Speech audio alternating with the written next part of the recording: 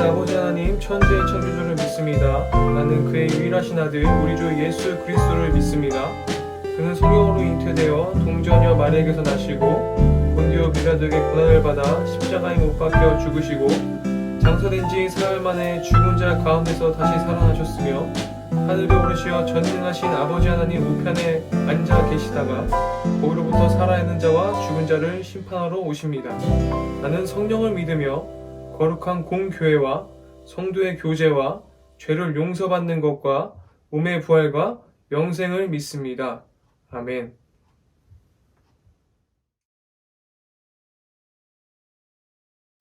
기도하겠습니다.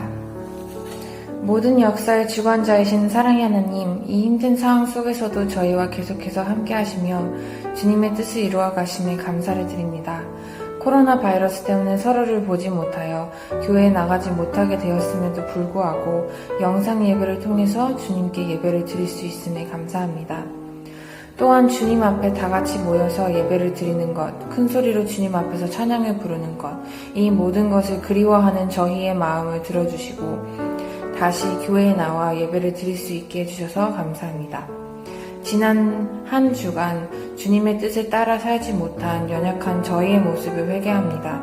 용서해 주시옵소서. 삶의 모든 순간순간 주님께 의지하고 주님만 바라볼 수 있도록 도와주시옵소서. 우리의 이웃들을 위하여 기도합니다. 코로나 바이러스 때문에 힘들어하고 있는 많은 사람들이 있습니다. 아픈 사람들은 주님께서 긍휼한 마음으로 고쳐주시옵시고 아픔을 겪은 사람들은 주님께서 위로하여 주시옵소서. 이 힘든 상황 속에서도 빛을 잃지 않고 구별된 자로서 살아가는 저희가 될 수 있도록 도와주시옵소서. 마지막 영상 예배에 기쁨으로 주님 앞에 나와 온 마음 다해 드리오니 받아주시옵소서.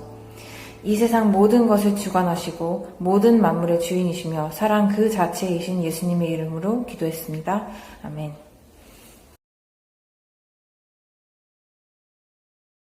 오늘 하나님께서 우리에게 주신 말씀은 역대상 6장 54절부터 63절까지입니다.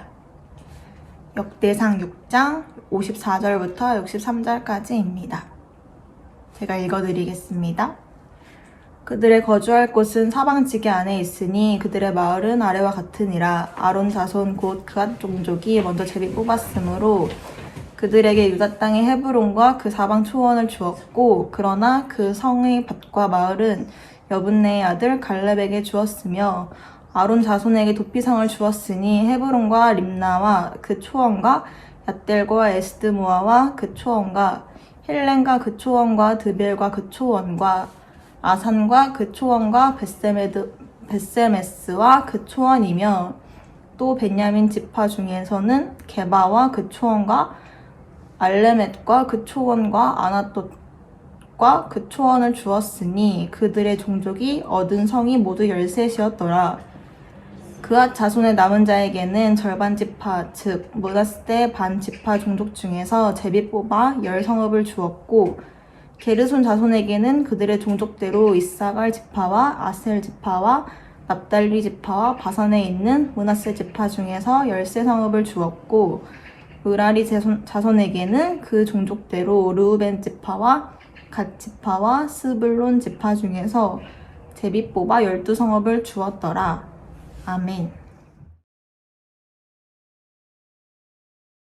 할렐루야. 여기서 또 이렇게 영상으로 예배를 함께 드릴 수 있게 돼서 감사합니다. 오늘은 흩어지는 예배라는 제목으로 말씀을 전하도록 하겠습니다. 우리가 지금 흩어져서 예배를 드리고 있죠. 빨리 모여서 예배 드릴 날을 소망하고 또 기대하고 있습니다. 여러분 5, 8, 15, 21 이렇게 숫자가 있는데 이 5, 8, 15, 21이 무엇을 의미하는지 아십니까? 이 숫자가? 조금 통찰력이 있는 친구들은 빠르게 이 숫자의 의미를 알 수 있을 것 같은데요. 5월이 되었죠. 5월에 있는 기념일들에 대한 숫자입니다. 5월은 가정의 달입니다. 그리고 스승의 날도 포함되어 있습니다. 또 가정과 학교의 의미를 되새겨보는 아주 중요한 5월입니다. 어버이날도 있고 어린이날도 있고 여러 가지 가정의 달이라고 해서 많은 기념일들이 있죠. 따지고 보면 우리가 가정과 학교 또 교회 등 우리에게 많은 시간을 보내는 공동체가 있는데 이 공동체 외에 다른 일을 하는 친구들은 우리가 없잖아요. 그래서 여러분들은 학교와 교회, 가정 이곳이 정말로 제일 많이 시간을 보내는 그런 공동체이죠. 근데 요즘은 이제 코로나로 인해서 학교를 가지 못하고 가정에서 주로 시간을 보내게 될 텐데 그렇다면 반대로 여러분은 가정과 학교 그곳에서 그 공동체에서 어떤 영향력을 받고 있습니까? 우리는 공동체 영향력을 받고 있지만 우리가 그 공동체에게 어떠한 영향력을 주고 있는 사람인지가 굉장히 중요하다는 것입니다. 그 현장에서 그 공동체 속에서 여러분은 크리스천으로서 어떤 역할을 감당하면서 살고 계십니까? 어떠한 영향력을 미치고 있습니까?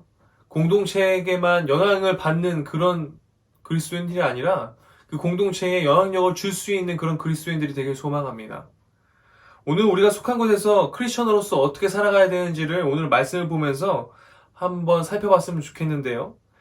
이스라엘 백성들은 가나안 땅에 들어간 후에서 각 지파에게 땅 분배를 받았습니다. 그런데 다른 지파와 달리 레위 지파는 땅을 분배받지 못했습니다. 무슨 일이 있었던 걸까요? 창세기 34장에는 한 가지 사건이 기록되어 있습니다. 야곱의 딸 디나가 세겜에게 겁탈당하는 사건이었습니다. 바로 무슨 사건입니까? 동생을 강간하는 사건이었습니다. 성폭행하는 사건이었죠. 예나 지금이나 이것은 여성들에게 있어서 매우 수치스러운 일이고 정말로 가족들이 붕괴하고 분노하고 정말로 열받는 일이었습니다. 이에 대한 보복으로 디나의 오빠들이 어떻게 합니까? 시므온과 레이가 칼을 들어서 그 세겜을 비롯해서 모든 그 디나를 성폭행한 그 모든 남성들을 죽여버렸습니다. 하지만 이 피해 보복은 아버지 야곱의 마음을 불편하게 했습니다. 야곱은 눈을 감기 전에 시므온과 그래서 레위에게 이스라엘에게서 흩어질 것이라는 저주를 남기게 됩니다.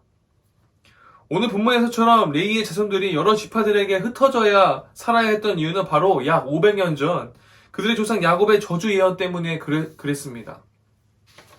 하지만 레위 자손들이 받았던 저주는 단지 저주로 끝나지 않았습니다. 레위인들은 각 지파의 성읍들에게 흩어져 살고 있었지만 불평을 하거나 불만을 품지 않는 그런 지파였습니다. 자신들의 자리에서 자신이 해야 할 일을 묵묵히 감당합니다. 그들은 출애굽 이후부터 제사장 아론과 함께 성막회를 담당하도록 역할을 부여받았기 때문에 그렇습니다. 지나온 광야 40년 세월 동안 제자와 성막 관리를 위해서 거룩하게 구별된 삶을 살아왔습니다. 그리고 지금도 여전히 변함없는 모습으로 자신들의 해야 할 일과 책임을 성실히 감당했습니다. 각자에게 할당된 성읍에서 함께 살아가는 지파의 백성들에게 율법을 교육하거나 신앙을 지도하거나 종교적인 행정을 처리하는 일 등을 맡아서 섬겼습니다. 그것이 레위 지파의 일이었습니다. 그들의 거주한 곳은 사방지기 안에 있으니 그들의 마을은 아래와 같으니라. 아론 자손 곧 그앗 종족이 먼저 제비를 뽑았으므로 그들에게 유다 땅의 헤브론과 그 사방 초원을 주었고 하나님은 우리가 흩어진 각자 삶의 현장에서 예배자로 섬기길 원하십니다. 비록 지금은 48개의 성읍으로 흩어져서 각자의 땅에서 각자의 삶을 살아가지만 시간과 공간에 상관없이 누구랄 것도 없이 각자 자신의 역할에 충실하면서 하나님의 말씀이 증거되도록 섬겼습니다. 모든 백성들이 한 하나님을 바로 알고 섬기도록 한 것입니다. 이스라엘 모든 지파들을 신앙으로 엮어주는 고리 역할을 하게 된 것이 무엇입니까? 바로 레위 지파였습니다. 결국 이러한 섬김과 봉사는 이스라엘 민족이 한 하나님을 섬기는 신앙적 순수성을 유지하고 하나님의 통치가 이스라엘 구석구석에 실현되는 데 큰 역할을 하였습니다. 이쯤 되면 우리는 헷갈립니다. 지금까지 하나님을 섬기는 신앙적 순수성을 유지하고 하나님의 통치가 이스라엘 구석구석에 실현되는데 큰 역할을 하였습니다. 이쯤 되면 우리는 헷갈립니다. 지금까지 이런 저주는 없었습니다. 이것이 저주인가요? 복인가요? 물론 시작은 저주였습니다. 하지만 하나님은 저주를 복으로 바꿔주셨습니다. 저주받은 자들을 예배한 자들로 바꿔주셨습니다. 레위 지파는 흩어졌지만 이스라엘의 마음은 어떻습니까? 모아졌습니다. 레위 지파를 통해서 예배자로서 모아졌습니다. 모든 것이 하나님의 은혜이고 다 계획이고 섭리였습니다. 여럿으로 흩어졌지만 도로 하나로 모으시고 저주를 복으로 바꾸시는 것, 이것이 바로 하나님이 일하시는 방법입니다. 그리고 이것이 바로 레위인을 향한, 그리고 지금 여기 우리를 향하신 하나님의 뜻입니다. 우리가 모두 다 레위 지파 같은 마음으로서 우리가 흩어져서 예배를 드리고 있지만 우리가 정말로 다 함께 모여서 함께 한 하나님을 우리가 각자의 처소에서 예배할 수 있다는 것은 큰 축복이고 하나님의 계획이더라는 것입니다. 우리가 코로나로 인해서 흩어져서 예배드린 것이 저주다 이렇게 얘기할 수 있을까요? 아닙니다. 우리가 흩어져서 예배를 드리고 있는 것이 중요한 것입니다. 그런데 이 영상 예배를 여러분들이 잘 드렸으면 좋겠는데, 흩어져서 드리는 이 예배가 잘 드려지면 좋겠는데, 그것이 하나님을 흩어져서 예배를 잘 드리면 좋겠지만 그것을 못할 때 이것이 이제 문제가 되는 것이지요. 사실 따지고 보면 우리가 교회에 모여 예배드리는 시간은 일주일에 1시간에 불과합니다. 예배를 마치면 여러분은 각자의 삶의 현장으로 돌아갑니다. 그렇다면 여러분의 삶의 현장은 어디입니까? 우리가 흩어져 돌아가야 할 가정과 학교가 바로 우리가 섬겨야 할 예배의 현장입니다.